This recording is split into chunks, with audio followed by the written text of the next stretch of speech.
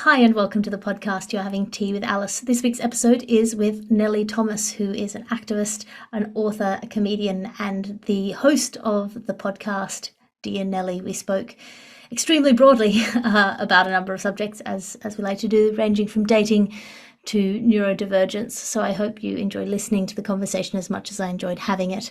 If you'd like to support this podcast, patreon.com/Alice Fraser is the place to go. At the moment, we do 2 writers' meetings a week and a salon. If you are working on anything at the moment, if you're writing anything, please join us for the writers' meeting. At the moment, you get those for $1 a month. You get access to everything for $1 a month, which is an unsustainable business model, and I'll have to change it at some point. But for now, if you're working on anything creative and you want to do that with other people, patreon.com/Alice Fraser is the place to do that. Also, I have a book at unbound.com, Alice Fraser. I have finished writing it, and it's just up to them to determine the publication schedule. Unbound.com. If you type in Alice Fraser, you can get my book, The Dancy Lagarde Reader. That's it. I'll let you get on with listening to the podcast. And remember, when I say supporting the podcast, that means supporting the people who helped me make it. My editor, Ped Hunter, who has helped me so much. Basically, since having a baby, it became impossible for me to be the one-stop shop that I was. And this lets me pay people to help me to produce this content. So if you enjoy it, patreon.com/Alice Fraser. You're having tea with Alice. I'll talk to you again next week.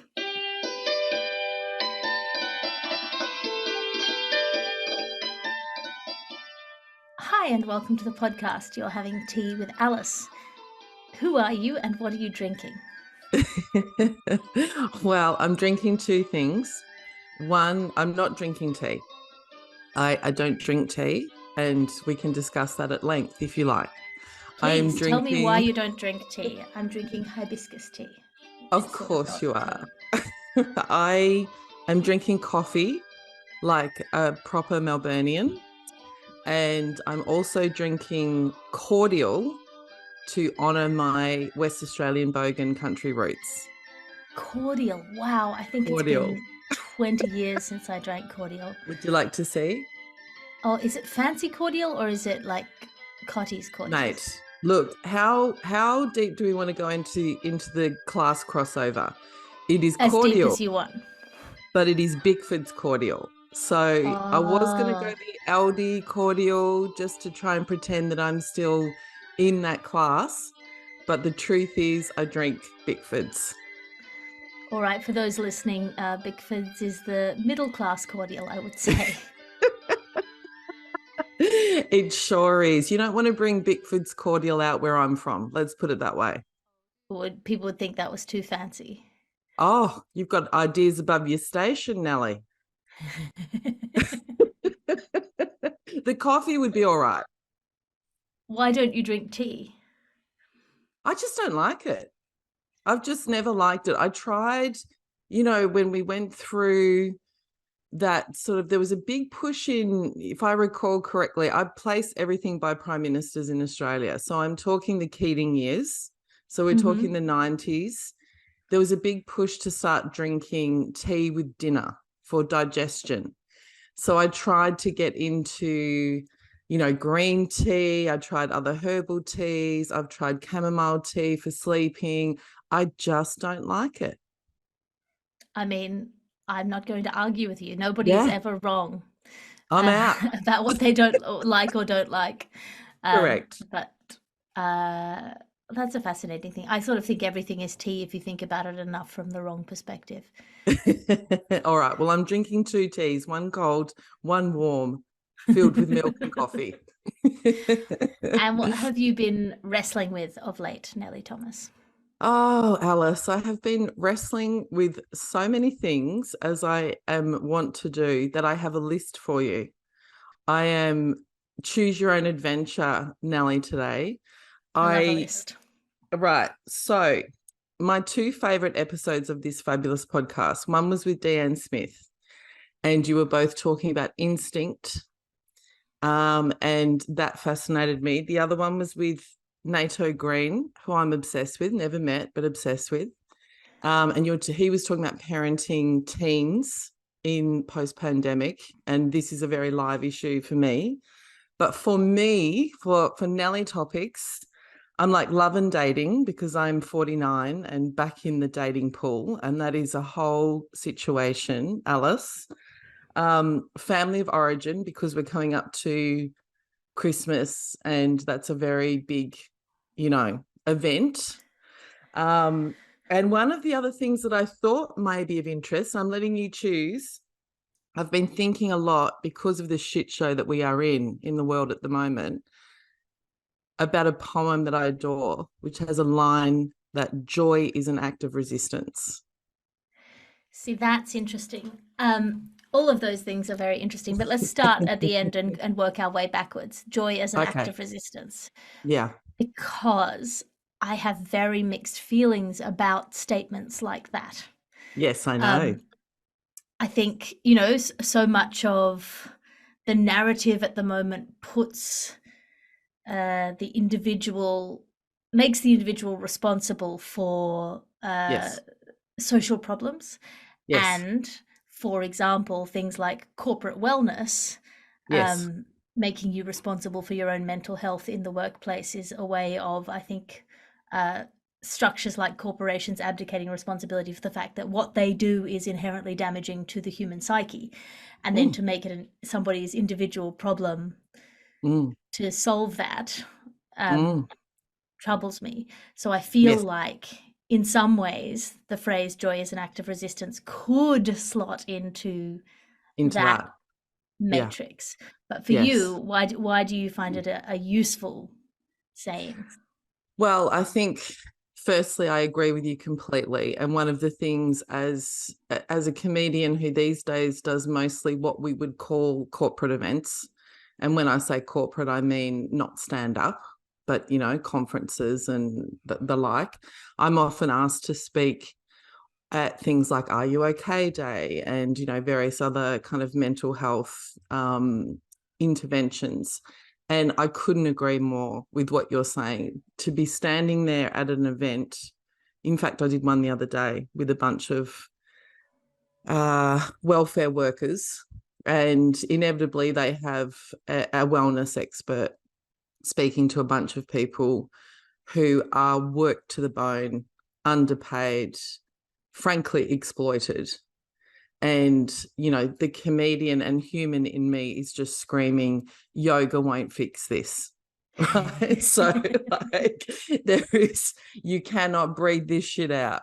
All right. They need a holiday. They need to be paid better. You need to restructure how you do the whole concept of welfare needs to be reconsidered. So I totally agree with you. At the same time, as loosely, an older, I guess I am an older activist now.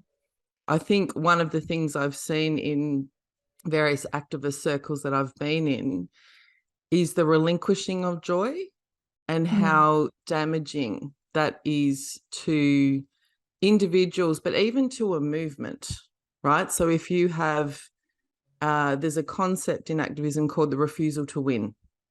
So you can become so invested in your identity as a victim, for example, that even when you do have a win, you resist that win.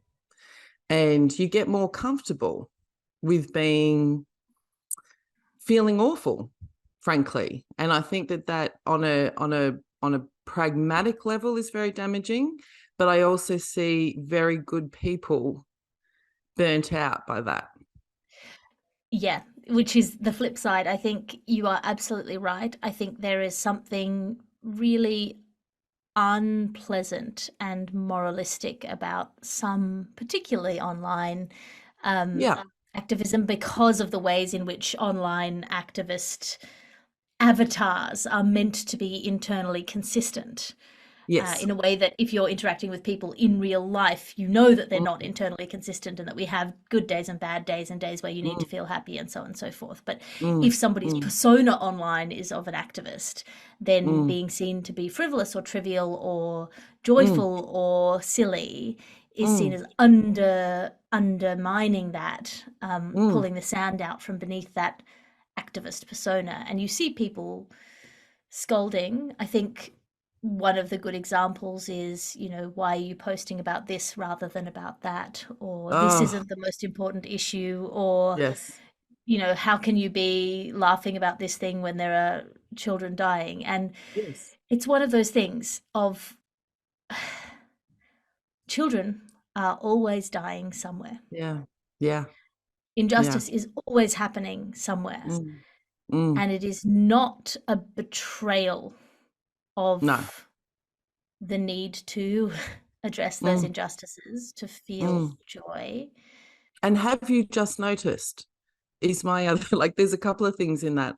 I posted the other day, as I want to do. I've worked a lot in respectful relationships spaces and consent and all of that kind of, feminist areas. And I did a, silly critique, serious/silly critique of the Beckham documentary. And someone posted basically, oh my God, like what are you bothering with this for? Because, have you read the news? Like in my mind, I'm just like, yeah, I do both. Yeah. Like, yes, I'm very comfortable with my knowledge of the world and issues. I'm not cynical about institutions like the news. I think the news is important, but I do think it's a different thing from what it used to be. For Mm, example, the incentive now, it's very hard to keep a news channel alive because there's no funding for them. So they have to get views, mm, they have to get clicks, they mm, have to get attention, they have to get focus. So they have to see themselves mm, as a product. mm. In a way that's always been a bit true. Journalists Yes, have of always been course. trying to, make news that's exciting, Mm, and mm, engaging so they can get paid. But it's very, very true now. And so mm. you just have to factor that into what they're saying and how they're saying it and how they're presenting it. And what they're not saying. Yeah. Well, I always Yeah. think this about sort of your kind of Andrew Tates and your men's rights Mm, activists and your manosphere mm, guys. mm. What are they? What they're saying often has a grain of truth in it, or a Of fair bit of course. truth in it. Mm, mm, It's just the proportion. It's mm, just how much they're focusing on this truth mm, rather than the context of in mm. which that truth exists. There are Absolutely. plenty of useless idiots in the world who happen to be women. Mm. And if all the women you seek out, if you approach women Yeah. by being in Andrew Tate's example, utterly obnoxious. He is Mm, incredibly crude in his approach to women, as mm, far as his public approaches to women and how you see it. He's very crude. He's very clumsy. He'll slide into someone's Instagram DMs and give them some sort of slightly mean compliment and hassle them. mm, Uh, and so you're self-selecting for mm, people who have very low self-esteem, who are going to be suggestible, who are mm, going to try to please you. mm, And so you're filtering the world in the same way as how they do those email scams, and they spell them mm, deliberately badly, mm, and they do grammar mistakes and make it very mm. obviously a scam. That's not because they're stupid No. or illiterate. It is because Mm, they want anyone with critical mm, faculties mm, to be weeded out. Anyone who isn't desperate, anyone who is able to, mm, call on resources and go, hey, does this look right to you? Anyone who has that kind of mm. community support is not who they want. They're trying to weed you out. I think it's a combination of seeking out the gazelle on the savannah on their own, seeking out the vulnerable, and confirmation bias. But that's got to be such a depressing way to live. If the only Yeah. people you are attracting to yourself Mm, deliberately, constantly, the mm, only people who you are allowing into your sphere are weak people who you can mm, dominate, you're mm, never going to have any interesting interactions. You're going to see the mm, world as full of fucking pushovers and marks, mm, and mm. that will be the world that you draw to yourself, and that will be true. He's not Yeah. lying. Those are No. all the people he meets, because those are the Yeah, only yeah. people he meets are people that want to meet Yeah. Andrew Tate. Yeah, you know? no, totally. But that is, and I've heard you discuss similar in relation to, I mean, I wouldn't put them necessarily in the same bag, but your Jordan Petersons and your Andrew Tates, etc. When I engage with that kind of material, I really do. I think the thing that frustrates me is that there is an intellect there, which makes it even worse, because, like I am my own, I guess it would be ego, intellect, a combination of things is like, come, I'll debate you, like anytime, anywhere, let's go, right? Like Yeah, there is a yeah. brain there, this can be engaged with. But I think the thing that really lands with me, and it's probably to do with my age and probably also being a parent, because in my younger activist days, I would have just gone toe to toe with a guy like that and we're both screaming at each other and who cares. These days, what I see, and this is in no way for me to justify what they say, but I see sadness. I see a lack of emotional intelligence and insight into what is really going on here. And it's the same, it's a broader discussion about the news, it's activism, online stuff. I will say, having been in those sort of activist spaces from the early 90s, that stuff was all there before the internet. That was all there. It just didn't have the same reach, but you still had refusal to win. You still had people who were clearly having, working out their own internal emotional struggle via causes. I mean, I'll put my hand up to say that I also did that, hopefully for good, hopefully, but eye of the beholder. That was all there. It's just writ large now. It's the same dynamic. And can I just say, which I think is perhaps relevant in this case, it's very interesting for me as someone, like, I've dated both men and women, or all the genders, however many genders we would like to identify. So that's a really interesting space to be in terms of discussions about how gendered relationships are, how people relate to each other, power imbalances, family violence, like a whole range of discussions that are much more nuanced. I think when you have experience across the board. Yeah. I mean, that Yeah. sounds like I'm like dating full time, but I'm in high demand, Alice. You don't need to date full time to have experience. I think, I have so many thoughts that are kind of sparking out of this, and it is fascinating. One of the things, we'll start with one of the things, which is Yes. the idea that debating is a good way to resolve an issue, Mm, which you mm, see a lot of in these mm, kind of spheres. And it's such an mm. appealing idea that It you could is. sit down Yeah. and then someone can win, and then Yes. that's. Yes. But actually, being good at debating Mm. doesn't make your argument right. It also doesn't always work, because I think if you sense, like, I've certainly been in this situation again. I mean, I joke about it, but I come from a background of, as the first person to finish high school, go to uni, all that kind of stuff. So I did not grow up in a house with books and ideas and debates. And I had to learn as a young person, once I had the opportunity to go to uni, how much cultural capital I had when I would bring that education to debates. Now, I will say, Alice, I was often right. Okay, we're talking like the Hanson years, we're talking the rise of the far right, we're talking a whole range of things that were happening.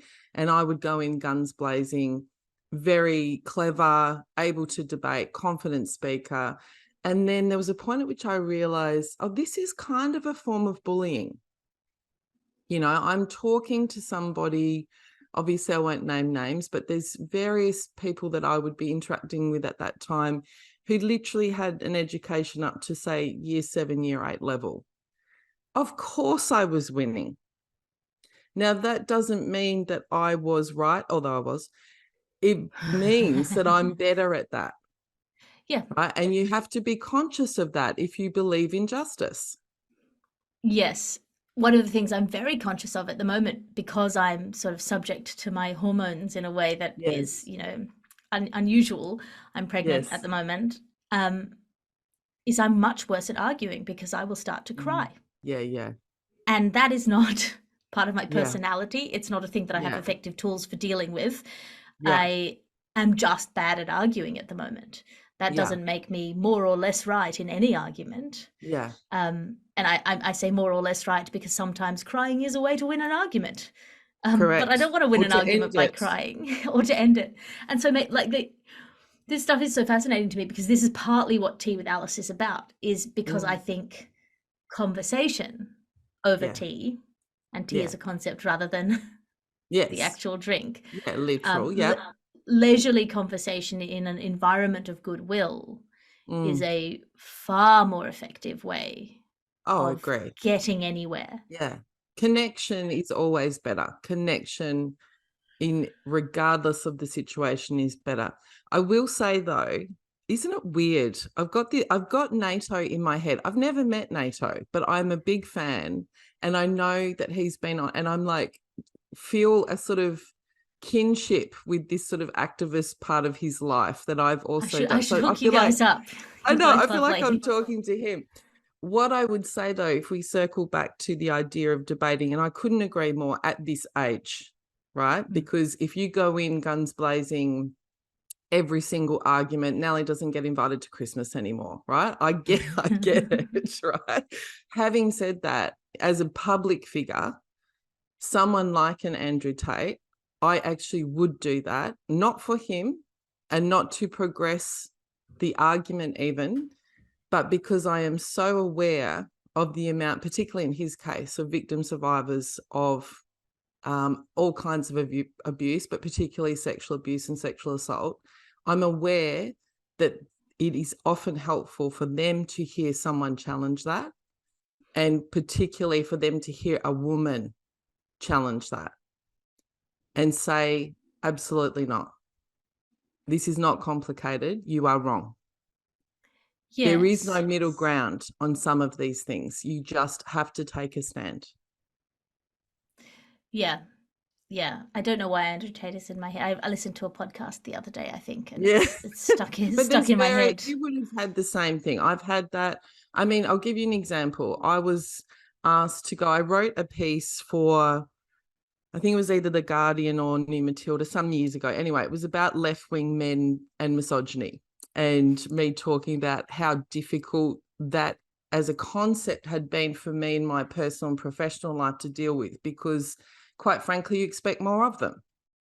You know, they know better, they should do better. And yet the reality is that often it can be harder, in my experience, to call those men out on their sexism because they are so invested in their identity of being progressive. So if you do call them out on you didn't load the dishwasher, then we're crying. If I go, and I'm being shorthand, if I go back to the guys I grew up with who are very blue collar, rural, West Australian, if you said to them, dickhead, you didn't load the dishwasher, he'd go, oh, fuck, no worries. All right. So now that doesn't mean that he's going to load the dishwasher, but we're not in an existential crisis. Well, the criticism doesn't. So this is another argument that I kind of keep coming back to. It's an essay by a guy called Paul Graham. And, you know, obviously I don't agree with everything that he says, but this essay is called, I think, Keeping Your Identity Small. And it's basically the argument for it is that when somebody critiques something and it goes to the core of who you are. So you're not saying you didn't load the dishwasher. You're saying you're not a good feminist. Correct. And he says, I am a feminist. Yes. Feminist is part of who I am. And so you're attacking Yes. this core identity. It becomes such a bigger fucking deal. Absolutely. When actually the thing that needs to be done is the dishwasher needs to be loaded. I don't need to, Exactly. you know. Exactly. And if we extrapolate out, I had several incidents in my career, whether they be, you know, radio producers, but even other stand-ups. The way that I look at it, I don't throw an elbow lightly. Like, I will not go into conflict. I'm not someone who likes conflict. I was raised in an environment where conflict was frightening. As I've heard you discuss before, not physically frightening, but emotionally frightening. So I don't go into it willingly, but if I feel there's a justice issue, I will. And there's been a couple of examples, one in particular with a couple of very progressive male comedians, of course, who I won't name, who I sort of pulled up on the fact that they didn't have a lot of women in their lineup, right? So I was usually the only woman on the bill. There may have been one other every now and then. Honestly, Alice, the tragedy of it, like again, if I think of another room that's sort of less progressive and just like, shits and giggles and cock and bong and whatever, I reckon if I pulled them up, there might be a fight about it, but it wouldn't be so personal. Yeah. Whereas that idea of having to go in gently, trying to manage everyone's feelings, that in itself being gendered, but kind of going, I need to call you out on this. And I get it. It's hard being called out. I've been called out. But to take that so personally, it's a really interesting experience of a lack of EQ, I think. Yeah. Yeah. Well, and also, these ideas that we have about ourselves are so Yes. fundamental to the way that we operate in the world. So for me, I think the most kind of I don't know what the word is. The most upsetting critique is that I've been selfish or that I've been blind to somebody else's hurt, or to their needs or to the ways in which I might have hurt them. Or so like if somebody says that to me, or that I just that I was selfish. And I know I am selfish in various ways. Of course we all are. We all have blind spots. We all have things that we take for granted, and we all have ways in which we will take the people around us for granted. But that's the one that, like, it's a knife to the heart. I find it very hard to take. Yes. And, you have to use all of your self-management strategies in order not to just be the absolute, like, And then you're in reactivity. And I mean, I think, and again, it's funny, that just made me think of dating, because I can't tell you, the lack of self-awareness is wild. Like even at my age, like just that idea of someone kind of going, I'm very patient, right? And then you go in the car with them for the first time and go, fucking hell, like, girl, the last thing you are is patient. But that's how they see themselves. Right, so it's this process. And they probably are patient in many contexts. Yes, yes. Or deluded, Alice. We have to leave some room. I know someone who thinks of themselves as a worker and is like, well, I'm not the kind of person who'll stand by and let somebody else build a bridge. I have to muck in. That's their self-identity. It does not go for watching other people cook them dinner, for example. Yeah. Yes, that's right. Can be very. I'm an empath. Are you though? Because you've just talked at me for an hour. Empath is a different one. I think that's also a very interesting one when it comes to neurodivergent people, and the crossover between people who think of themselves as empaths and people who are on the autism spectrum, for example, because autistic people, as far as high functioning autistic people who I know, are very good at predicting how another autistic person might feel in their circumstances, which is empathy. And I think a lot of empathy is just imagining how you would feel if you were the other person. And that's a really interesting one. So I think you are aware I have an autistic daughter. And indeed, I wrote a book for kids about autism and neurodiversity. And that is one of my biggest bugbears in terms of the stereotypes about particularly autism, ADHD as well, some other neurodivergence, this idea that it's a lack of empathy. So you have in the ether, I think there is still a stereotype of a male autistic engineer who is in his 40s or 50s, likes trains, and can't read the room. Whereas the reality for a lot, particularly autistic girls, but a lot of autistic people in general, is that the anxiety that often comes with autism, there's a level of hypervigilance there that can make you not just empathetic, arguably too empathetic. So it's what we call, in therapy speak, it's like co-regulation. So if mum is a little bit tired, or mum is a little bit stressed, or maybe mum's a little bit sad or whatever, that she's so attuned to that then we can spiral. And of course, the job of the parent is to try and contain. I manage that most of the time, not all of the time. But the lack of empathy, it's actually, I don't even know if this is a concept, but in my experience with my kid, at least, it's hyper empathy, not a lack of empathy.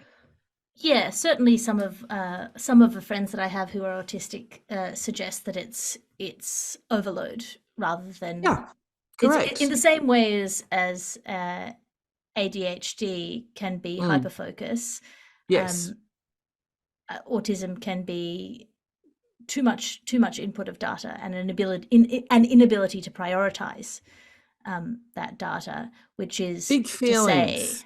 yeah, well, Yeah. it's the prioritization of the data Mm, happens for most people by instinct. You ignore mm, 90% of all the inputs you get mm, because they're not important. mm. Um, or you assume they're not important from habit Yes. or Yes. from whatever. Um, Yeah. but having to do that data sorting in every instance all of the time is Mm. is too much. It's overloading. Yeah. Yeah. The emotions are, and I can't speak for, obviously, there's such a range of autistic experiences, but I just think it's important to counter that sort of stereotype of being emotionless. I think in the majority of cases, if you come across someone who appears to be emotionless, it is because they are in overwhelm and shut down from so much emotion. That's not always the case. There are absolutely, I have also met a number of autistic men in particular who don't have that depth of emotional experience. Is it because they're autistic? I don't know. I don't know. I think I'd need to know more about them, but it's certainly not. It's not a given, is what I'm saying in either case. Yeah. I mean, so you date a fair bit and you talk about dating. Oh, I love how you'd say things with such exquisite nonchalance. Well, I mean, you have a podcast that is about I dating, know, so I I figure know. No, you're um, adorable. Yeah, this might be just a complete tangent.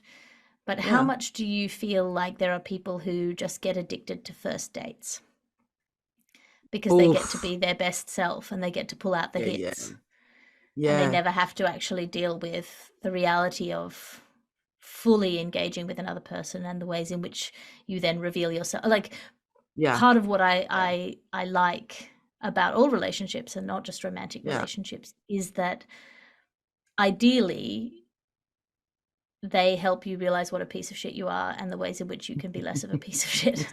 You know, like you feel safe enough to be your full self with them and repair some of the ways in which you are falling short. Um, Speaking of empathy, I can't tell you how much it physically hurts me to hear you describe yourself as a piece of shit, but we'll come back to that. well, Um, you know, I mean, we all are in some ways. We've all got these bits of ourselves that are like, oh man, yeah, sure. I'd rather not look That's at that part of different. myself. That is very different to being a piece of shit. But I think the way that you inhabit the world is glorious. But we'll come back to that because I know you're uncomfortable with compliments. Um, I think in terms of that's a fascinating question because the short answer is that I am both of the things that you've said. So my oldest friend who I grew up with in that little town, I have known since I was 3 years old. I live in Melbourne. She lives in London. We are still best friends. So we've been friends for 46 years.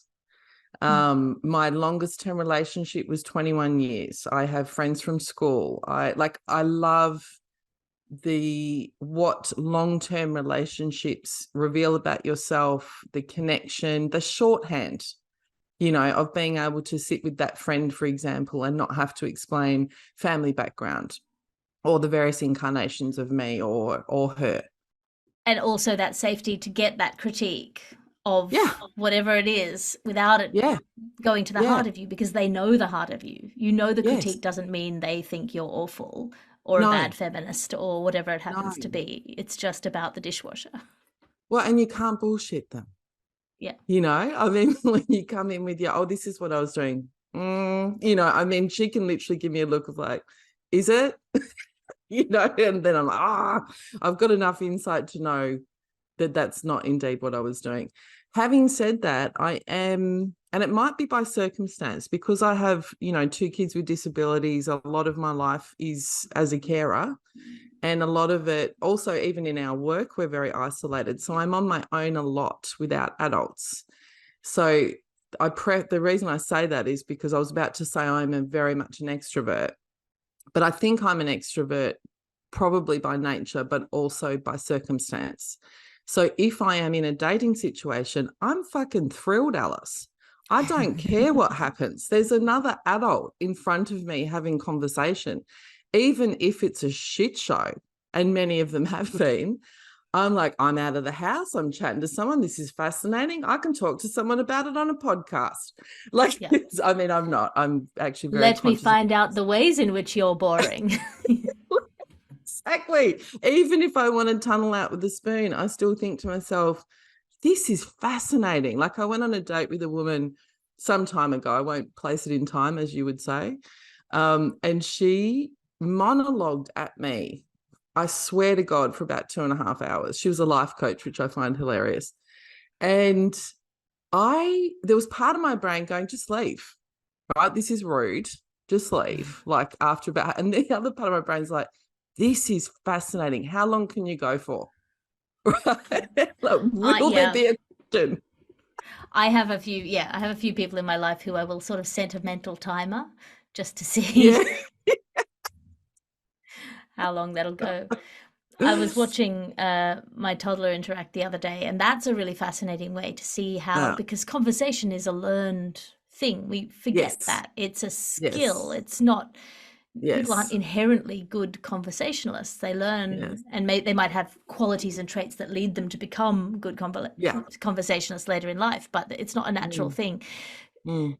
Conversations with toddlers are just a series of interchanged declarative statements. Yeah. It's like, Yeah. I've got a pink scooter.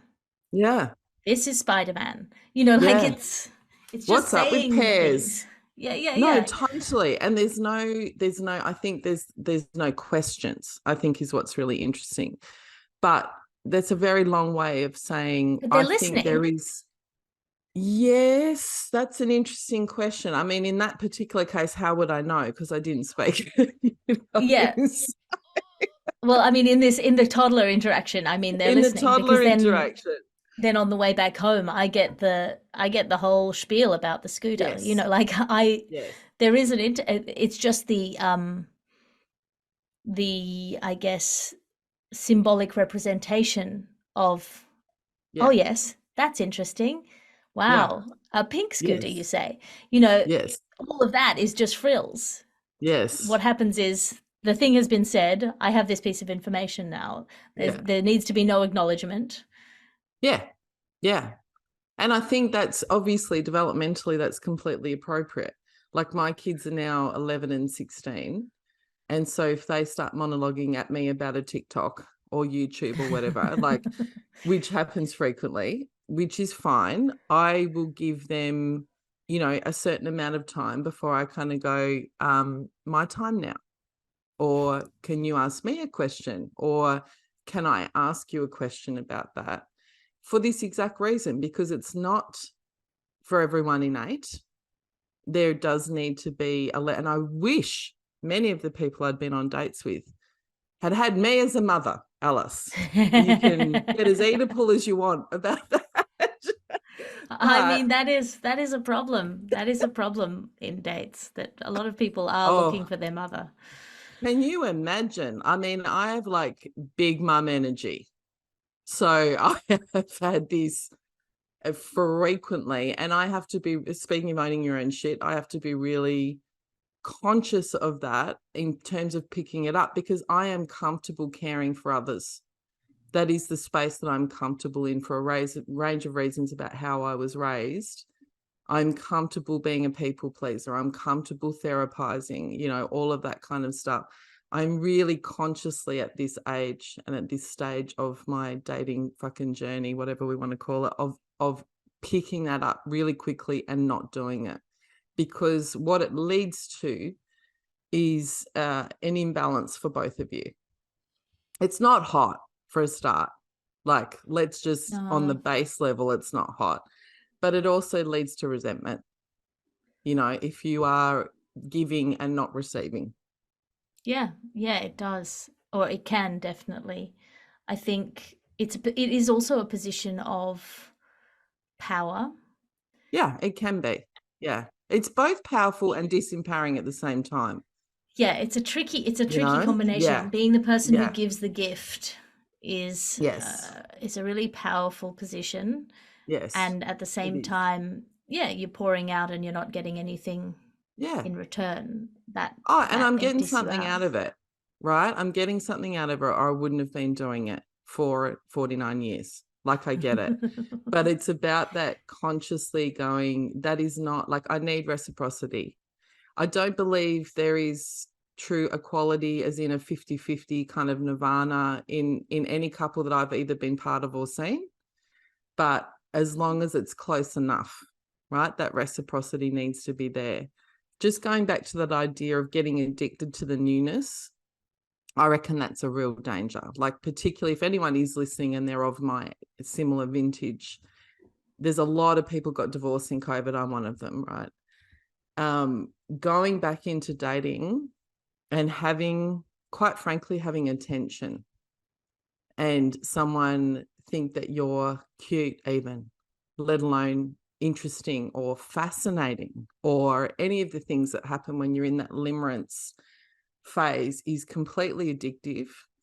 And I reckon enjoy it, but get a group chat going, right? You need to check in with someone who's not in that, because the hormonal state that you're in now in pregnancy, I would say it's comparable to that, where you kind of go, oh, something's happening. And I'm like, don't sell your house, don't move interstate, don't introduce your kids 3 days later because you've got the bloody fanny flutters and someone finds you fascinating, right? You have to like, we're not 20, It is addictive. It's really nice if you've been in a long-term relationship, and even good long-term relationships, and I would say that mine was mostly good.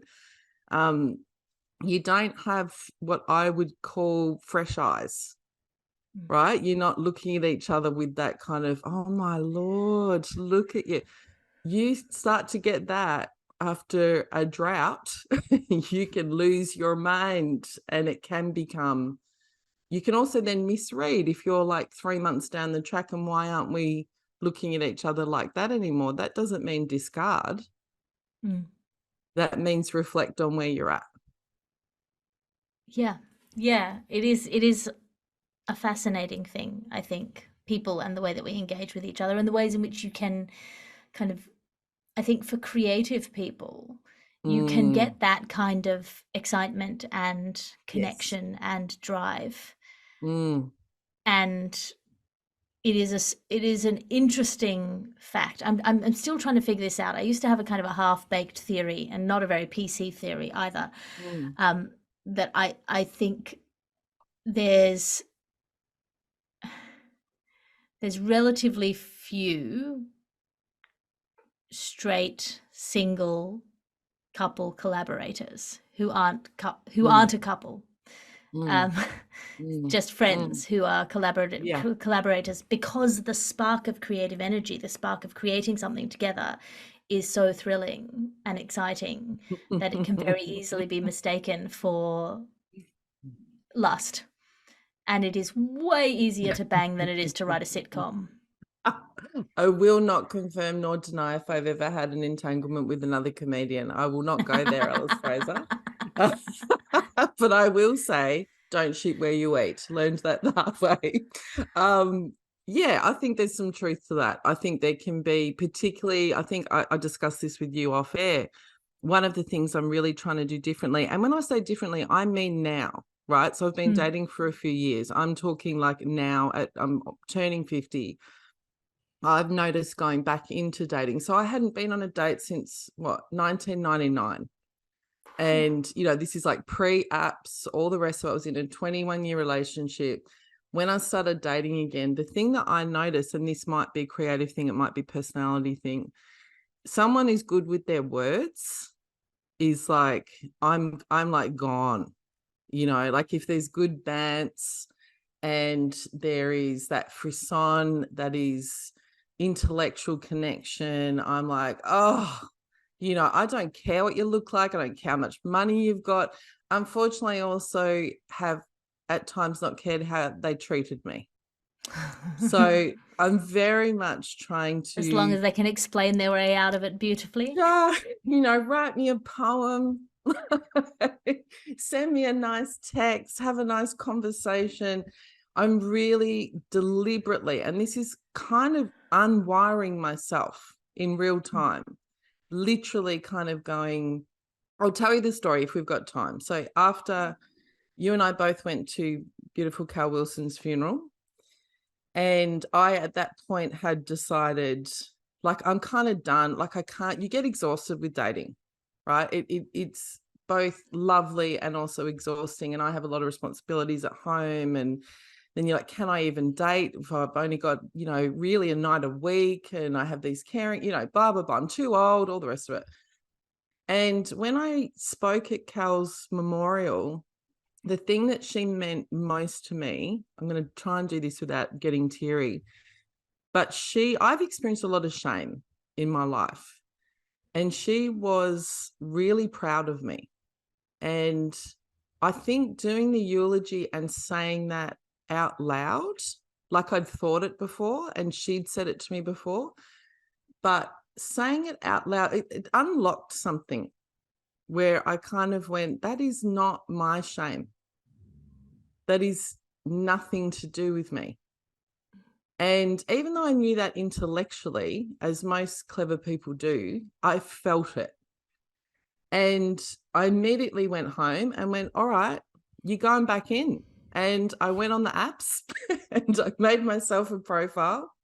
Just side note, someone then messaged me saying someone's impersonating you on this app. And I'm like, actually, no, it's me. I am, in fact, desperate and dateless.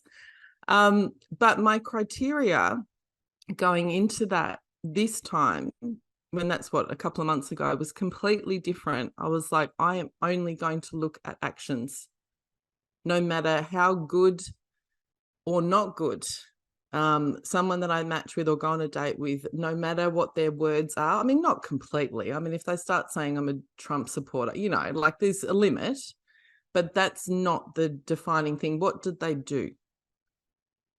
And it's working, Alice.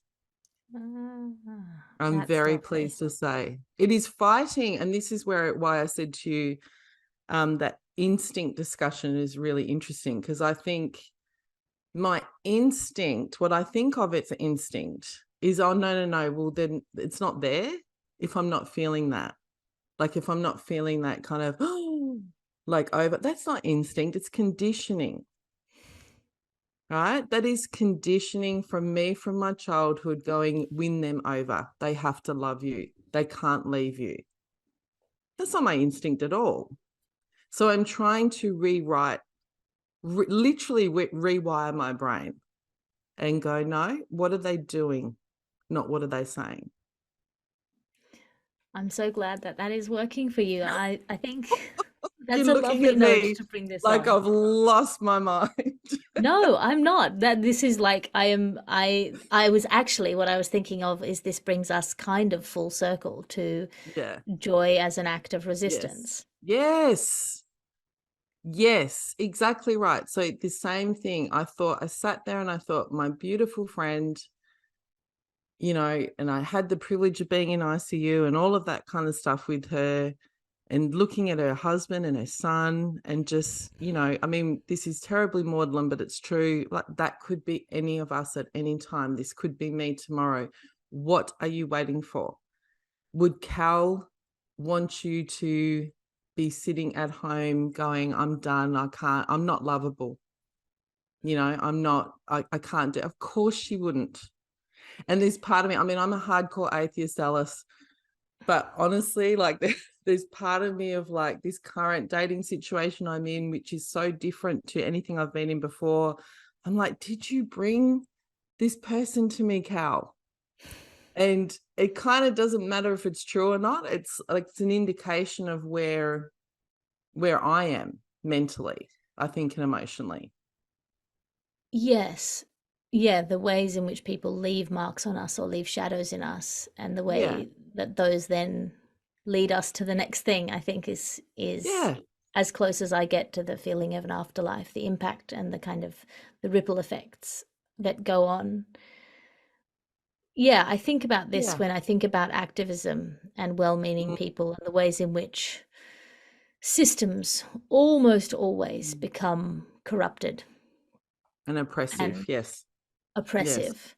Mm. And so when you come back to joy as an act of resistance, I do think that at the core of it, no matter what you're doing, no matter how important it is, I know a lot of people who work in NGOs who are assholes. Yeah. I think it is incumbent on anyone who's trying to do good work in the world, in a broad sense, in a grand sense, in a making a big Mm. difference, to not Mm. be an asshole. We Correct. have this narrative, this great man narrative, these kind of Mm. theories of you know, rationality that mean Mm. only the impact is important, or only the profits are Mm. important, or only Mm. the genius is important, Mm. um, or only the movement is important. Mm. But actually, in a concrete sense, the thing that we have control over Mm. is the way we treat ourselves and the way we treat other people. Oh, I could not agree more. And I think it is an example of that is how much more devastating it is, how much more devastating lateral violence is in minority groups compared to externalized violence. So the late great Stella Young was also a great friend of mine. It's the 9th anniversary of her death this week. And her and I talked about this a lot, where even within a community that is so kind of, I think, mythologized as the disability community and patronized, frankly, the idea that there are not assholes with disabilities and that there are not activist assholes with disabilities is a denial of their humanity. It is also incorrect. It The is also bigotry of low true. expectations. The pain that people within that community, and it's same in the queer community, same in feminist groups, is that all sorts of oppressed groups or whatever we want to call them, the pain inflicted on each other is, again, at this age, and it might be a motherly instinct, that upsets me so much more than an Andrew Tate, because the effect of it on each other, we disable each other, pardon the ableist language. We actually are doing their work for them. And that is the reason that I love coming back to that idea of joy as an act of resistance. If there's a group of people, there's an active group of homophobes, for example, well, fuck you, I'm going to sit on that bloody bike with the duck on the bike at Mardi Gras and have a great time. Now, does that change the world? No, but it's good. No, and also when you think about Cal's funeral and you think Yeah. about all the stories that all the people told and all the people Yes. who came up on social media and said, Mm. when I was up and coming, her Mm. words of support and joy Mm. made the difference between She whether I gave changed up or me. not. Yeah. You know, Yeah. Yeah. those things, the ways in which we support each other and share joy, Mm. are powerful. Mm. It's again, this is a narrative that we have that like serious art is Mm. miserable art, but Yeah. actually, yeah, these the being supportive of each other, being sharing joy, I think is a wonderful thing. You know, Yeah. like what Yeah. I think in some ways back to when I was more naive. I think the first time a friend came out to me as trans, before I knew what transness was, Was. this was like Mm. I would have been maybe 19 or 20. Mm. Mm. And my first thought was, that's really cool to be able to experience the world in both Mm. in both forms. Yeah, Like, yeah, I yeah. was thinking from like a fantasy sci-fi point Yes, of view. yes, yes. And that, and of course it's much more complicated than that, and it's much more miserable Yeah, than of that, and there's course. so many Yeah, politics about it, but I kind of yeah. think I was right a little bit No, in that you are moment. 100% right. You are 100% right. Yeah. That's part of the story too. It's like, Yes. cool. Wow. Yes. Yes. That is part of the story. And there is something absolutely joyful about being part of a group that's us and them. There's something joyful about, like, that does bring you closer together. And more than that, I do genuinely believe there's an issue of sustaining activism, right? Like, so many people become conservative as they get older. And some of that is just that they burn out and that they're tired, and that you just look at the news now and you go, what the fuck can I do about anything? To me, that is them, whoever your them is, winning. Or because no solution is perfect. No solution's perfect, and it's not And so you can linear. become completely disillusioned because Yeah. every solution is causing more problems. Mm. Mm. Every solution is imperfect. Anything you try to Mm. do will have some bad Mm. effects. Mm. And that can Yes. be heartbreaking if Yes. you don't go in knowing that. Yes. And I think, going back to what you said, about Cal, it's become almost cliched now, the Maya Angelou quote, but it is true. Like, people remember how they felt around you. And even someone that I disagree with, even someone that I'm going head to head with, I do not want them to feel unsafe around me. I remember, so I did a gig at Festival Club for Comedy Festival. And when I was doing stand up, like, I don't invite heckling. I can handle it, but it's not something, doesn't suit my style at all. And long story short, I went out. It was Friday night, it was midnight. There'd been footy on. A young guy, when I walked out, made some sexual innuendo. And I was standing there, and there's 500-600 people. And I thought, literally, my brain split in two. It's like, he's a kid. I also can't let this go. I can't let a woman, I think I was the only woman on, I can't walk out on here and not address this. And I destroyed him, Alice, like, destroyed him. And you've been in these environments. It was like a late and live kind of vibe. The crowd, it was like I was like past the conch piggy, like I was in Lord of the Flies. I could have gotten the audience to hurt this guy. That's how powerful it felt. And I walked off on stage, and the comedians are high-fiving me, and for weeks after, for the festival, oh my God, I heard about that spot you did at the da-da. And I was so sad. I never did Festival Club again. I never did it because I did not like what I did to that boy. Even though he said a horrendous thing to me, it is not how I want to exist in the world. I didn't like it. I didn't like the power of it. I didn't like how he would have felt after. It was horrible. And I often remember that. Yeah. Yeah. It's important to notice when we have power, Yeah. because I think, yeah, if you tell yourself a story where you never have power, you have a blind spot as to when you're executing it.